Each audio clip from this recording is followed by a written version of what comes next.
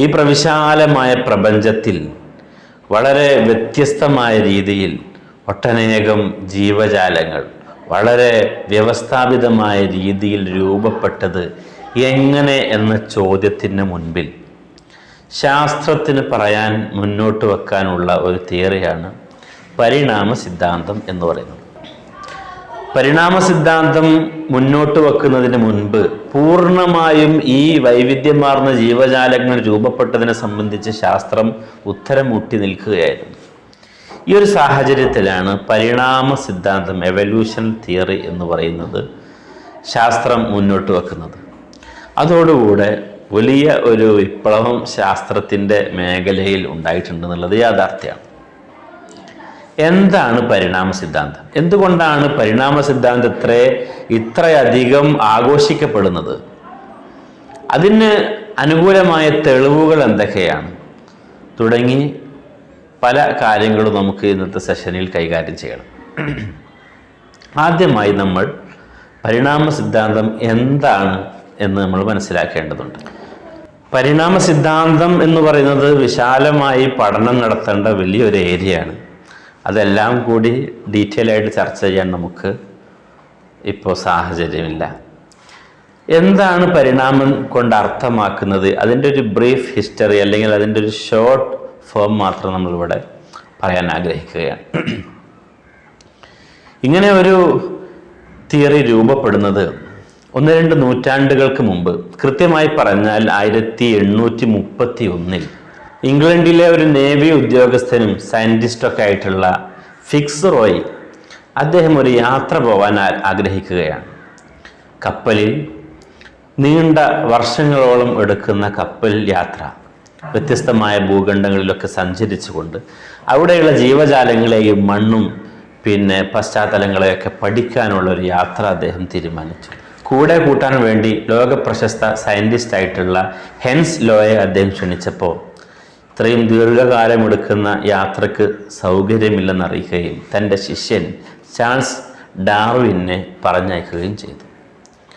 അങ്ങനെ ഇവർ രണ്ടുപേരും മാത്രമല്ല, വേറെയും ഒരുപാട് സയൻറ്റിസ്റ്റുകൾ കൂടെയുണ്ട്. ഇവർ ചേർന്നുകൊണ്ട് HMS ബീഗിൾ എന്നറിയപ്പെടുന്ന ഒരു പായക്കപ്പലിൽ കയറി യാത്ര തുടരുകയാണ്. ഒരുപാട് ഭൂഖണ്ഡങ്ങൾ താണ്ടി അവിടെയുള്ള മണ്ണും ലവണങ്ങളും ജീവജാലങ്ങളും അവയുടെ ഫോസിലുകളും കാലാവസ്ഥയും ഒക്കെ അവർ നിരീക്ഷിക്കുകയും പഠനങ്ങൾ നടത്തുകയും ചെയ്യുകയാണ്. തീരപ്രദേശങ്ങളിൽ പഠനം നടത്തുന്നതിന് പകരം ചാൾസ് ഡാർവിൻ കാടുകൾക്കകത്തേക്ക് പ്രവേശിക്കുകയും അവിടെയുള്ള ഓരോ ജീവജാലങ്ങളെ നിരീക്ഷിക്കുകയും അവയുടെ സ്വഭാവങ്ങളും അവയുടെ ആന്തരിക ഘടനകളും പഴയകാല ജീവജാലങ്ങളുടെ ഫോസിലുകൾ, ഒരുപാട് പാറകൾക്കും അകത്തു നിന്ന് ഫോസിലുകൾ കണ്ടെടുക്കുകയും എല്ലുകൾ ശേഖരിക്കുകയും ഇങ്ങനെ അദ്ദേഹം നീണ്ട 5 വർഷക്കാലത്തെ യാത്രയിൽ കളക്ട് ചെയ്ത ഒരുപാട് ജൈവ വസ്തുക്കളെ ശേഖരിച്ചുകൊണ്ട് അദ്ദേഹം പഠനം നടത്തി. തിരിച്ചു വന്ന് 10-20 വർഷത്തോളം ദീർഘമായി നീണ്ടു നിന്ന അദ്ദേഹത്തിൻ്റെ പഠനം, ആ പഠനത്തിനൊടുവിൽ അദ്ദേഹം കണ്ടെത്തിയ ഒരു നിഗമനം, അദ്ദേഹത്തിന് ഈ സൂചനകളിൽ നിന്ന് എത്തിച്ചേർന്ന ഒരു നിഗമനം, അതാണ് യഥാർത്ഥത്തിൽ പരിണാമ സിദ്ധാന്തത്തിന് പ്രാരംഭം കുറിക്കുന്നത്. അദ്ദേഹത്തിൻ്റെ പഠനങ്ങളെയും ഒക്കെ മുന്നിൽ വെച്ചുകൊണ്ട് അദ്ദേഹം ലോകപ്രസിദ്ധമായൊരു ഗ്രന്ഥം രചിക്കുകയുണ്ടായി. ദി ഒറിജിൻ ഓഫ് സ്പീഷീസ് എന്ന് പറയുന്ന പുസ്തകം. നമുക്കൊക്കെ അറിയാം, അത് പല ഭാഷകളിൽ ഇന്ന് ട്രാൻസ്ലേറ്റ് ചെയ്യപ്പെട്ട് വിതരണം ചെയ്ത് കിടക്കുന്ന ഒരു പുസ്തകമാണ്. ഏതായാലും ഈ ഒറിജിൻ ഓഫ് സ്പീഷീസ് ശാസ്ത്ര ലോകത്ത് വലിയൊരു വിപ്ലവം ഉണ്ടാക്കി. ആദ്യ കാലഘട്ടത്തൊന്നും അത് പെട്ടെന്ന് സ്വീകരിക്കപ്പെട്ടില്ല. ഏതാണ്ട് ഡാർവിൻ്റെ മരണശേഷം വർഷങ്ങളെടുത്തതിന് ശേഷമാണ് ഇതിന് ലോകശ്രദ്ധ കൈവരിക്കുകയും ജനങ്ങൾക്കിടയിൽ സ്വീകാര്യത ലഭിക്കുകയും ചെയ്തിട്ടുള്ളത്. എന്താണ് ഈ പരിണാമ സിദ്ധാന്തം മുന്നോട്ട് വെക്കുന്ന ആശയം? ഇത്രയും വൈവിധ്യമാർന്ന ജീവജാലങ്ങൾ ഒരു ദിവസം ഉണ്ടായിത്തീർന്നതല്ല. പരിണാമം പറയുന്നത് പോലെ നമ്മൾ പറയണമല്ലോ. ഇൻഷാ അല്ലാഹ് വിമർശനങ്ങളും മറുപടികളും തിരിച്ചുള്ള ചിന്തകളും അതിൻ്റെ എല്ലാ ചർച്ചകളും നമുക്ക് തുടർന്ന് ചർച്ച ചെയ്യാം. അതിന് മുൻപ് എന്താണ് ഈ പരിണാമ സിദ്ധാന്തം എന്ന് നമ്മൾ മനസ്സിലാക്കാൻ വേണ്ടിയാണ് ഇങ്ങനെ സംസാരിക്കുന്നത്. അപ്പോൾ ജീവജാലങ്ങൾ ഇത്രയും വൈവിധ്യമാർന്ന രൂപത്തിൽ രൂപപ്പെടുന്നത് ഒരു ദിവസം കൊണ്ട് സംഭവിച്ച കാര്യമല്ല. നൂറ്റാണ്ടുകൾ, ലക്ഷക്കണക്കിന് വർഷങ്ങൾ എടുത്തുകൊണ്ടാണ് ജീവജാലങ്ങൾ ഭൂമിയിൽ രൂപപ്പെട്ടിട്ടുള്ളത്. ഏതാണ്ട് 390 അല്ലെങ്കിൽ 380 കോടി വർഷങ്ങൾക്ക് മുൻപാണ് ആദ്യത്തെ ജീവി, ഏകകോശ ജീവി രൂപപ്പെട്ടതായി കണക്കാക്കപ്പെടുന്നത്. അതിൻ്റെ ഡീറ്റെയിൽസും കുറേ കാര്യങ്ങളൊക്കെ പിന്നീട് സയൻറ്റിസ്റ്റുകൾ ആഡ് ചെയ്തതാണ്. ഏതായാലും ഇന്ന് കണക്കാക്കുന്നതനുസരിച്ച് ഒരു 390 കോടി വർഷങ്ങൾക്ക് മുമ്പ് ഭൂമിയിൽ ആദ്യത്തെ ഏകകോശ ജീവി രൂപപ്പെട്ടു. അതെങ്ങനെയെന്നൊക്കെ നമുക്ക് പിന്നീട് സൗകര്യം ഉണ്ടെങ്കിൽ പറയാം. ഏതായാലും അതിൽ നിന്ന് വൈവിധ്യമാർന്ന ജീവജാലങ്ങൾ എങ്ങനെ ഉണ്ടായി? ഏകകോശ ജീവി എന്ന് പറയുന്നത് വളരെ ലളിതമായ, അതിൻ്റെ ഘടന വളരെ സിമ്പിളായ ഒരു സംഗതിയാണല്ലോ, ഒരു ജീവിയാണ്. പൊതുവെ ജീവജാലങ്ങളിലുള്ള ഒരു വ്യവസ്ഥയാണ് റീപ്രൊഡക്ഷൻ സിസ്റ്റം. തൻ്റെ പിൻഗാമികളെ, തൻ്റെ തലമുറയെ നിലനിർത്തുന്ന ഒരു റീപ്രൊഡക്ഷൻ, പ്രത്യുൽപാദന വ്യവസ്ഥ. അപ്പോൾ രണ്ട് രൂപത്തിലുള്ള പ്രത്യുൽപാദനമുണ്ട്. അതായത് അസെക്ഷൽ റീപ്രൊഡക്ഷനും സെക്ഷൽ റീപ്രൊഡക്ഷനും. അസെക്ഷൽ റീപ്രൊഡക്ഷൻ എന്ന് പറഞ്ഞാൽ ഒരു ജീവി, അതിൻ്റെ ഉദാഹരണമാണ് അമീബ പോലെയുള്ള ഏകകോശ ജീവികൾ ഇന്നുമുണ്ടല്ലോ. ഈ അമീബ ഒരു കോശം മാത്രമുള്ള ജീവിയാണ്. ഈ കോശം കുറേ കാലത്തിന് ശേഷം അല്ലെങ്കിൽ മാസങ്ങൾക്ക് ശേഷം അത് താനെ വിഭജിക്കപ്പെടുകയാണ്. താനെ മുറിഞ്ഞ് രണ്ടാകുമ്പോൾ 2 അമീബയായി അത് രൂപപ്പെടുകയാണ്. അഥവാ അതിൻ്റെ അകത്തുള്ള ക്രോമസോമുകൾ, നമുക്കറിയാം ഒരു പിരിഞ്ഞ കോണി രൂപത്തിൽ കാണുന്ന ക്രോമസോമുകൾ, അത് നടുവിൽ പിളർക്കപ്പെടുകയും ഓരോന്നും 2 കോണിയായി പരിണമിക്കുകയും മാറുകയും, ഈ ഓരോന്നും അതിൻ്റെ DNA-കൾ, ഈ ക്രോമസോമുകൾക്കകത്ത് രേഖപ്പെടുത്തി വെച്ചിരിക്കുന്ന DNA-കൾ കോപ്പി ചെയ്യപ്പെടുകയും അതിൻ്റെ ഒരു ഫോട്ടോസ്റ്റാറ്റ് രൂപപ്പെടുകയും, ഇങ്ങനെ ഒരു അമീബ 2 അമീബയായി മാറുകയും ചെയ്യുന്ന പ്രോസസ്സാണ് അസെക്ഷൽ റീപ്രൊഡക്ഷൻ എന്ന് പറയുന്നത്. എന്നാൽ സെക്ഷൽ റീപ്രൊഡക്ഷൻ എന്ന് പറയുന്നത് ഒരു പെൺ ജീവിയും ഒരു ആൺ ജീവിയും, അല്ലെങ്കിൽ ഒരു പെൺകോശവും ഒരു ആൺകോശവും, ഈ 2 വ്യത്യസ്തമായ കോശങ്ങൾ അല്ലെങ്കിൽ ജീവജാലങ്ങൾ തമ്മിൽ കൂടിച്ചേർന്ന് അവ രണ്ടിൻ്റെയും DNA-കൾ സമന്വയിപ്പിച്ചുകൊണ്ട് പുതിയ ഒരു DNA രൂപപ്പെടുത്തുന്ന മെത്തേഡാണ് സെക്ഷൽ റീപ്രൊഡക്ഷൻ മെത്തേഡ് എന്ന് പറയുന്നത്. ഏതായാലും ഈ രൂപത്തിൽ റീപ്രൊഡക്ഷൻ നടക്കുന്ന സമയത്ത് ഈ ഒരു കോശം വിഭജിച്ച് 2 കോശമാകുമ്പോൾ ഈ ആദ്യത്തെ കോശത്തിൻ്റെ DNA-കൾ അത് കോപ്പി റൈറ്റിംഗ് എടുത്ത് വേണം നമുക്ക് വീണ്ടും രണ്ടാമത്തെ ഒരു കോശം രൂപപ്പെടാൻ. ഈ കോപ്പിയിങ് ചെയ്യുന്ന സമയത്ത് അതിൻ്റെ DNA-കളിൽ ചെറിയ വ്യത്യാസങ്ങൾ, ചെറിയ എററുകൾ, ചില പിഴവുകൾ സംഭവിക്കാൻ സാധ്യതയുണ്ട്, പിഴവുകൾ സംഭവിക്കുന്നുണ്ട്. അപ്പോൾ ഈ DNA അനുസരിച്ചാണ് വ്യക്തിയുടെ അല്ലെങ്കിൽ ആ ജീവിയുടെ സ്വഭാവവും പ്രകൃതവും ഒക്കെ രൂപപ്പെടുന്നത്. അപ്പോൾ ഒന്നാമത്തെ ജീവിയിൽ നിന്ന് ചില വ്യത്യാസങ്ങൾ സ്വാഭാവികമായി രണ്ടാമത്തെ ജീവിക്ക് ഉണ്ടാകാൻ സാധ്യതയുണ്ട്. ഇങ്ങനെ ഈ 2 ജീവികൾ വീണ്ടും വിഭജിച്ച് 4 ജീവികളാകുന്നു, 8 ജീവികളാകുന്നു. ഇങ്ങനെ അനേകായിരം ജീവജാലങ്ങൾ ലോകത്ത് രൂപപ്പെടുകയാണ്. ഈ അനേകായിരം ജീവജാലങ്ങൾക്കും വ്യത്യസ്തമായ ചില സ്വഭാവങ്ങളും ഒരു പൊതുവായ സ്വഭാവവും ഒക്കെ സ്വാഭാവികമായും ഉണ്ടാകും. ഈ ചെറിയ വ്യത്യാസങ്ങൾ കൊണ്ട് ശാരീരിക പ്രകൃതിയിലും സ്വഭാവത്തിലും കഴിവിലുമൊക്കെ ചെറിയ വ്യത്യാസങ്ങൾ ഉണ്ടാകും.